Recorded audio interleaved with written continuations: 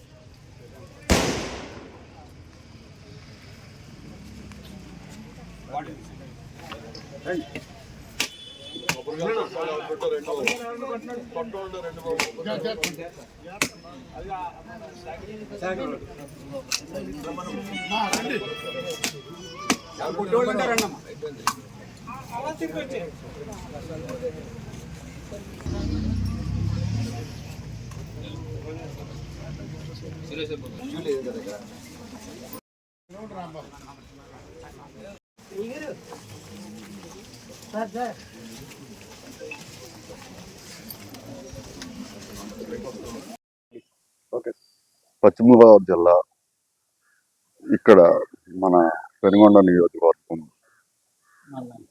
పెనుగొండ మండలం నడిపూడి గ్రామంలో వేచేసి ఉన్న శ్రీ సుబ్రహ్మణ్య స్వామి దేవాలయానికి సంబంధించినటువంటి అభివృద్ధి పనులకు శంకుస్థాపన ఈరోజు చేయటం జరిగింది.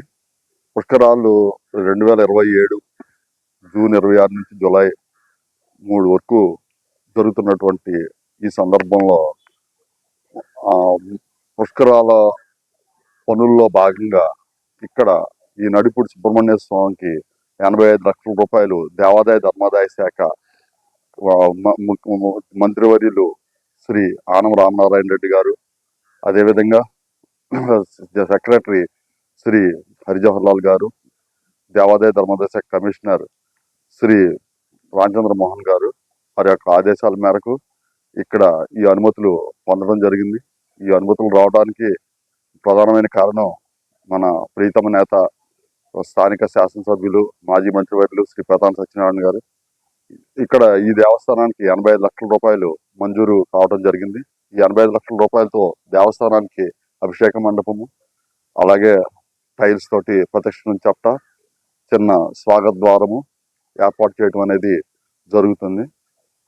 ఈ సందర్భంగా ఈ వచ్చే సంవత్సరం పుష్కరాలకు వచ్చేటువంటి భక్తుల నిమిత్తం వాళ్ళ సౌకర్యాల కోసము మన రాష్ట్ర ప్రభుత్వము గౌరవ ముఖ్యమంత్రి వర్యులు శ్రీ చంద్రబాబు నాయుడు గారు, అలాగే ఉప ముఖ్యమంత్రి వర్యులు శ్రీ పవన్ కళ్యాణ్ గారు వారు ఎంతో జాగ్రత్తతోటి కుంభమేళా తరహాలో ఇక్కడ పుష్కరాలు జరగాలని చెప్పి ఆకాంక్షిస్తూ మొత్తం అన్ని శాఖలకు సమన్వయపరిచి వారు ఈ వచ్చే సంవత్సరం పుష్కరాలకి సిద్ధం చేయడం జరుగుతుంది. అందులో భాగంగానే ఇక్కడ ఈ నడిపూడి సుబ్రహ్మణ్య స్వామి గుడి అభివృద్ధి పనులు శ్రీకారం చుట్టడం జరిగింది.